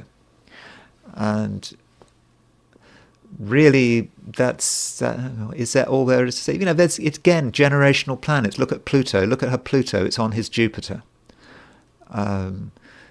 Jupiter is his ambitions, what he wants to, what he wants to do, him as a successful man, supposedly, and her Pluto is perhaps undermining it, but it's her as a generation. So I think that the real attraction that Trump felt towards Stormy Daniels was her as a representative of a younger generation. She's just a younger woman. I mean, she was 27, he was 60, so she would be, 33 years younger than him, or something like that. Is that right? 33 years, 79, yeah, she's 33 years younger than him. And so I think that's what the relationship is about. I don't think it's personal. This is not, we're not dealing with obsession here. So that is the Stormy Daniels relationship, and I don't think there's really anything very interesting there. Oh, I did see one thing was Mercury. One thing, the only real connection real strong, close connection between two personal planets is the Mercuries. Stormy Daniels' Mercury is at 810 Aries, and Trump's Mercury is at 852 Cancer. Now, if you're having a casual relationship with someone, do you really want Mercury square Mercury? Well, in the interview with Stormy Daniels was saying that they had a long conversation with each other, and she said that they were interested in each other's business. So Trump was asking her questions about her business, and she was asking him questions about his business. So they did actually communicate. According to her, they had a long conversation, a long normal conversation about stuff about each other that they were interested in. And maybe at one level that's Mercury square Mercury. It may be a square, but it means that these people have a capacity to communicate with each other. Perhaps. But of course, Mercury square Mercury it's a challenging aspect. And so maybe we're really seeing the Mercury square Mercury start to take off many years later, when Trump was standing for president, when you had all these arguments about non-disclosure agreements and these attempts to shut Stormy Daniels up. And that's where the Mercury square Mercury really started to kick off. Then there is the question of what is happening to Trump, like right now. I want to go back to some of the stuff Trump was experiencing in 2006. I want to go back to that later, but firstly, I just want to look at what's going on more recently, because we are dealing with a legal case. We've got jury selection, and we had the original indictment for this, which I think was on March the 23rd, 2023.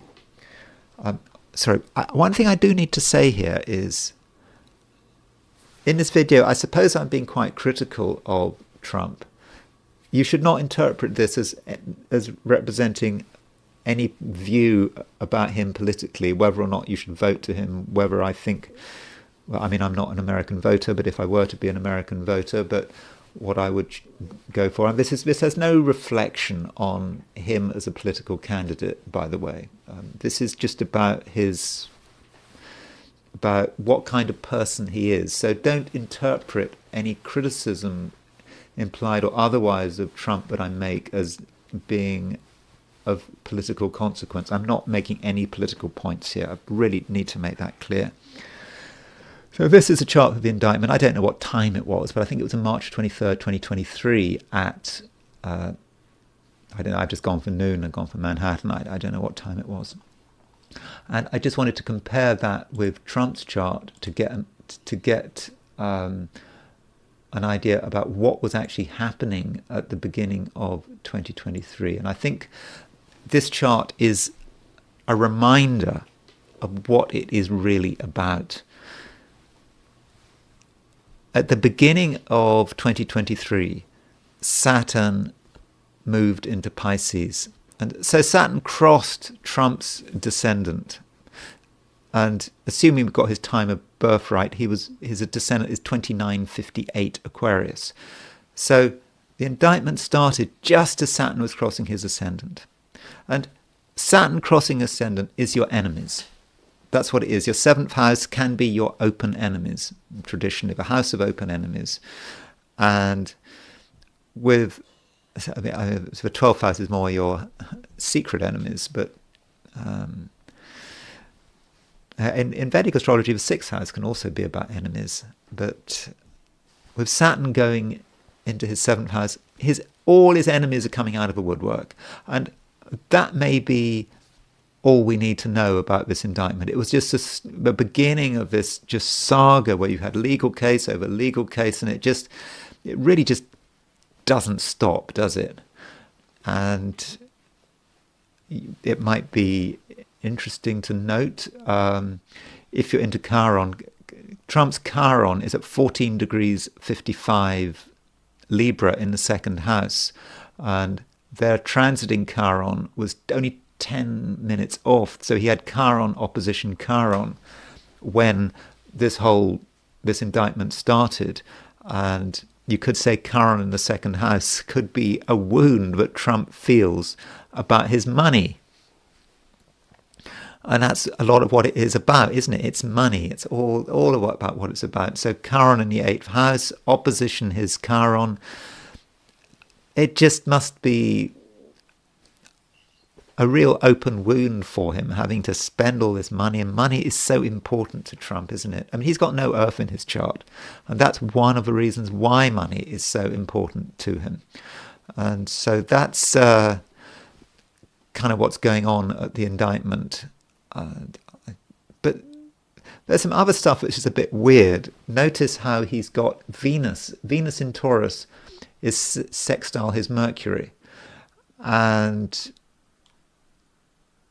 Mercury is sextile. Oh, that's interesting. I'll come on to that. But so Venus sextile Mercury, that sounds fortunate. Maybe it's about his ability to get attention. Maybe he feels he's able to get his skills out into the open. So that's maybe one possibility, Venus sextile Mercury. Maybe it's a minor aspect, relatively minor aspect, and it doesn't really matter. Perhaps more importantly, we should notice that Mercury is at 9 Aries. Now, that does matter, because going back to Stormy Daniels' chart, remember, Stormy Daniels has her Mercury at 8 Aries. So given that, this Mercury, at the time of the indictment, March 23rd, 2023, was conjunct Stormy Daniels' Mercury and was square Donald's Mercury. And so that really does underline the fact that the key link between Donald Trump's chart and Stormy Daniels' chart was that Mercury square Mercury, and we're certainly seeing that in the indictment chart.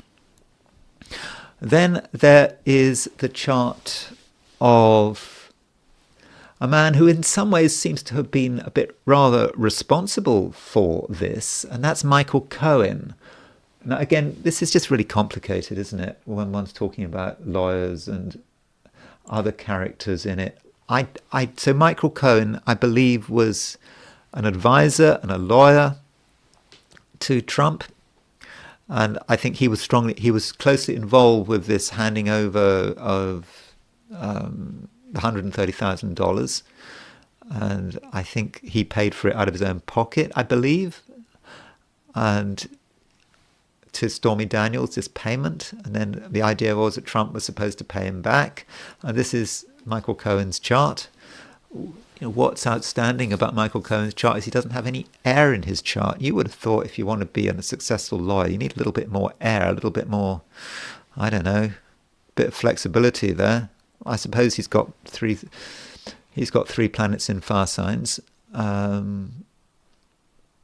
But I think with that lack of air, maybe Michael Cohen is a man. He had a clear idea about the way things should be, and with that Mars, Venus, Mercury in Leo, he was confident. Sun in Virgo, perhaps too clever by half. You know, he had all of his plans and details, but it just didn't work out. And with Michael Cohen, Neptune conjunct the South Node. That was something he should have been avoided. He should have not been involved with people like Stormy Daniels with Neptune conjunct the South Node.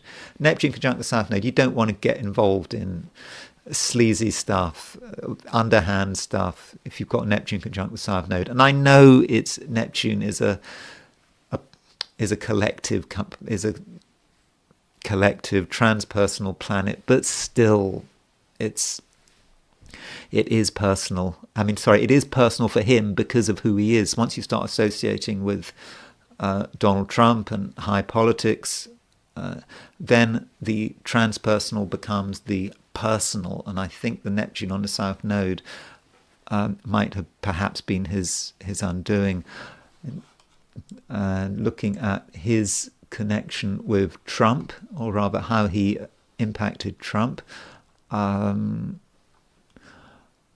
not saying anything particularly amazing. His son was quite close to Trump's ascendant, so that might have helped him get on with Trump. His Jupiter, there's his Jupiter. His Jupiter's at 24 Cancer. Now, remember, Stormy Daniels' Jupiter was at 29 Cancer. So Cohen's Jupiter conjunct Trump's Venus. Maybe there's something about Cohen that just made Trump feel good.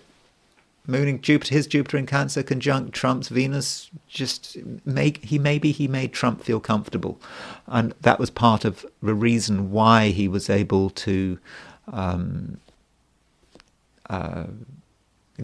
get into the position he was in. And look at he was born in 1966. He was born of a Uranus-Pluto conjunction. His Uranus-Pluto conjunction was hitting Trump's moon. And so, like with Stormy Daniels, we saw a collective planet, her Neptune hitting his moon, that causing problems. And with Stormy Daniels, we've got her with Cohen, Michael Cohen, his Uranus hitting Trump's moon. So perhaps we can see some of what's going on there. And I think we can also see in general that maybe, certainly maybe with that Uranus square moon, Cohen wasn't necessarily particularly good for Trump, and I don't think he gave him very good advice. Then we've got jury selection. This is I don't know when this trial starts. I just gone for 9 a.m. I'm not going to really look at the ascendant, but it's too much. So at 9 a.m. this is the position of the planets for April the 15th, when jury selection starts. We do have to think, what is happening in Trump's life at this time. So there's Donald Trump, his chart in the middle, and the jury selection trial on the outside. And the moon is around 23 Cancer. So the moon was conjunct his Saturn, and it was conjunct his Venus. So the moon is really picking up on Trump's Venus-Saturn conjunction. And I think that's a reminder that all of these problems that Trump has got himself into are really because of that Venus-Saturn conjunction. A man with Venus-Saturn conjunction doesn't necessarily treat women well. He potentially objectifies women. I think that would fit with Venus-Saturn. And then the moon on that Venus-Saturn does perhaps highlight, why he's got the problem that he's got. And there's Uranus and Jupiter. It's a reminder that Uranus is starting to move towards the conjunction with the midheaven, and Jupiter is going to be conjunct the midheaven as well. a reminder that when we've got the Jupiter-Uranus conjunction very close to Trump's midheaven over the weekend. So that is really going to have an impact and could really push him into the limelight. Usually with Trump, he somehow manages to get around these problems, and is it the question that maybe all news is good news, even if it's apparently disastrous news?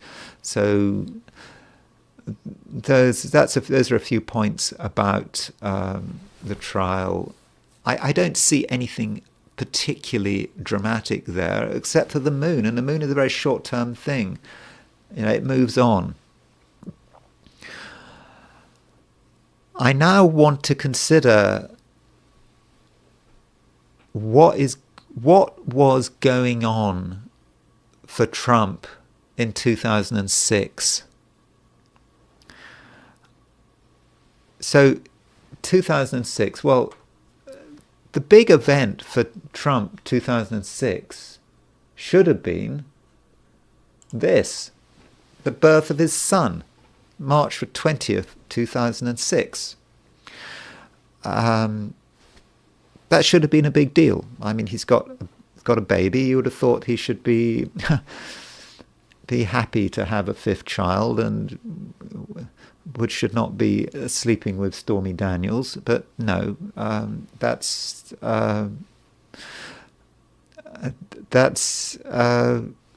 how he was responding to the situation. It seems to be that as soon as Melania becomes a mother, you get the impression he goes off her. I mean, I think that we perhaps saw that with Prince Charles, certainly after the birth of his second child, after the birth of Harry. And going back to Trump's chart and what was going on when he slept with Stormy Daniels. Here's Trump's chart. Now, something that Trump has in his chart is there is Venus, there is Mars. His Venus-Mars midpoint is at 11:15 Leo. So he's got Pluto fairly close to his Venus-Mars midpoint. And okay, you could say Pluto, Venus, Mars, an obsession with sex, and we have all these films of Trump saying things about women and being quite gross, and that may be a sort of obsessive thing about it. Maybe he has to say it because that's Pluto. He wants to give the impression that he is that he's a sexually attractive man who has a strong sex drive and that kind of thing. I mean, he's not really quite in the same league as Kennedy and Clinton. Kennedy and Clinton would have kind of been able to pull it off when a more, I don't know, they wouldn't have come over as being quite so gross, would they? But that's Trump. That's his Pluto on a Venus-Mars conjunction. He has this conjunction. And then let's consider that with reference to what was happening when he met Stormy Daniels. So here's a chart. Don't take the day too seriously. And Saturn was at 12 Leo, and it was semi-square the North Node. Now we can now consider what impact that might have been having on Trump. So I do think this is relevant. So there's Trump's chart in the middle. This is his meeting with Stormy Daniels. Don't worry about the inner planets. I'm only interested in Saturn and the node. Saturn was fairly close to his Pluto. Saturn was also it was less than a degree from his Venus-Saturn midpoint. So he had Saturn on his Venus-Mars midpoint. And Saturn on the Venus-Mars midpoint, it can be about sex. And it can it's not just, you could say, oh, well, sexual repression, that's one way of doing it. But it could be about sex that is, has no emotion behind it, perhaps. It's sex that is detached from togetherness or I mean, let me just read you, sorry about the noise. Let me read you what Vita says about Saturn on the Venus-Mars midpoint, just to get an idea about this. It might not be relevant, but see, he says venereal diseases, a severance of the sexual intercourse, older relatives or close friends, separation from them. I wouldn't necessarily agree with all of that, but he's talking about sex, but it's I think one needs to be more. It's more about just sex that just is unconnected with emotion. He feels sexual frustration, and so what does he do? He sleeps with Stormy Daniels. It does suggest an issue with his sexuality there. I don't think it's particularly comfortable, and so Saturn is hitting his Pluto, so that Pluto has to show itself. He wants to show to himself that even though he's 60 and this woman is 27, but he's still sexually active, and it's very important to him. And it's an obsessive thing. So I don't think that is particularly useful for him, having Saturn on his Venus-Mars midpoint. And the node was semi-square his Saturn. So node semi-square Saturn, that's about his associates, associating with the wrong kind of people. Perhaps people whose motivations are not perhaps as they should be. And so that North Node, semi-square his Saturn on his Venus-Mars midpoint, perhaps got him into the situation that it got him into. But his motives here, obviously, were obviously wrong and were connected with his psychology. And we shouldn't forget about Barron Trump. And we forget about that, don't we? I mean, throughout all this stuff, all his trials, Barron Trump has just turned 18. I mean, how is he dealing with it? How is he dealing with his father's behaviour and the consequences of his father's behaviour? So I thought it might be a good idea to finish with Barron Trump's chart. Oh, just a reminder, very quickly, a very quick word about Melania's chart. As I mentioned, there is Melania's Mercury at 22 Taurus. Right now, we've got this Jupiter-Uranus conjunction, which is exactly on Melania's Mercury. I think this is really activating Melania. I don't know what she's saying. She's probably saying all sorts of things, but I think that this has really brought her out into the open, this Jupiter-Uranus, and I think she's going to really want to express her freedom. That's going to be important for her with this Jupiter-Uranus conjunction hitting her Mercury. So over the next couple of weeks, we should perhaps be watching what Melania is doing and what she's up to and so forth. Now, going back to Barron Trump, here's his chart. Barron Trump, interestingly, like his father, has no planets in Earth signs. How is that going to manifest? With Donald, with his father, the lack of Earth manifested with an obsession with Earth. If you don't have it, you really desperately want it. Trump knows the price of everything but the value of nothing, doesn't he? And so there is no Earth. So that's one way that lack of Earth might manifest. Of course, it might manifest in the opposite way, not thinking financial things are important. Though, I don't know, I'm not going to speculate really how that lack of Earth is manifesting, but I think he does need to be grounded. I mean, ideally, Barron Trump, it's that thing with pets. Apparently, he wanted a pet at one stage. He expressed it. Someone offered him a pet, and his parents said no. But, as one of the commenters pointed out, Trump is the first president for 150 years not to have had a pet at the White House, which is quite spectacular.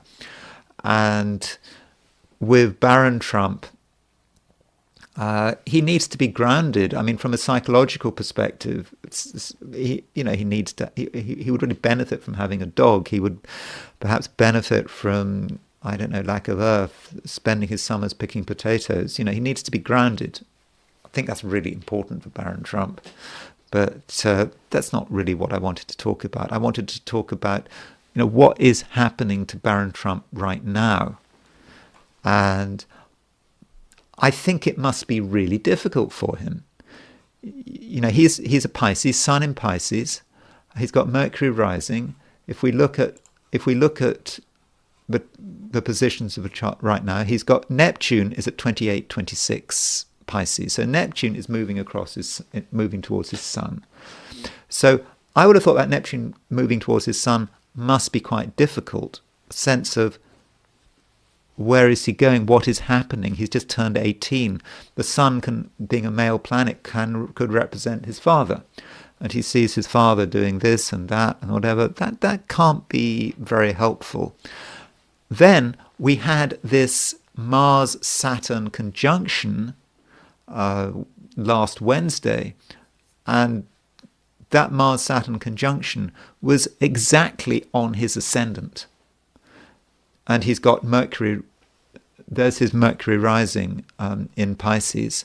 And so that Mars-Saturn conjunction right on his ascendant and hitting his Mercury, Mars hitting his Mercury, Saturn hitting his Mercury. Saturn is at 1510, still at 1510. Pisces just over his ascendant. I think he must be finding it really difficult and feeling perhaps a bit down about it. Having his father in the public eye, and we got another thing, this new thing happening, and looking perhaps at how his father treated his mother. So I do think we need to consider what is happening to Barron, and because he's probably the person who's, I would guess, being most hurt by all of this, and I think we should not forget that. Okay, that's a very quick look at Barron Trump. Sorry, I've been, as usual, I always have to apologise for being chaotic, but I just looking at tons of charts, looking at them perhaps in not great detail, maybe not coming to any conclusions, but I thought I had to make some attempt to consider what's going on with this new trial for this $130,000, which happened quite a few years ago now, but maybe this is it. Oh, sorry. One last chart. One final chart I want to look at, just as I was about to go. But one last chart is, I wanted to look at his solar return. Very quick. This is his solar return for his next birthday. He's going to be 78 on June the 13th. This is his solar return. I would draw your attention to the fact that in his solar return, the moon is at 14 Virgo and Saturn is at 19 Pisces. The moon is moving towards an opposition of Saturn. He has Saturn and Neptune close to his midheaven. The midheaven is on his Saturn-Neptune midpoint. I think this is cause for concern. The moon opposition Saturn may suggest 4 or 5 months' time. That's the autumn, early autumn, because the moon is 4.5 degrees from Saturn, so that might be 4.5 degrees from now, so that might be April, May, June, July, August. Okay, that's August, so there may be something going on over the summer that may be of concern. It doesn't look a great chart for his chart just before the presidential election, but I do not believe that one can forecast the outcome of a presidential election just by looking at someone's horoscope. Because if that were to be the case, then parties could just choose a candidate based on their chart. I mean, that would be absurd, wouldn't it? Okay, that's it. That's absolutely the last thing I'm going to say about Trump and the current case, and the Trumps and this current case. So thank you very much for bearing with me. I hope you found this of some use and you didn't find it too confusing. If you enjoyed this video, I would be very grateful if you were to subscribe. Sorry, if you enjoyed it and you are subscribed, I'd be very grateful if you were to like this video. If you are not subscribed and you enjoyed the video, I would of course be super grateful if you were to subscribe. And if you want to buy me a coffee, there is a link in the description. So thanks very much for listening, and I will talk to you again tomorrow.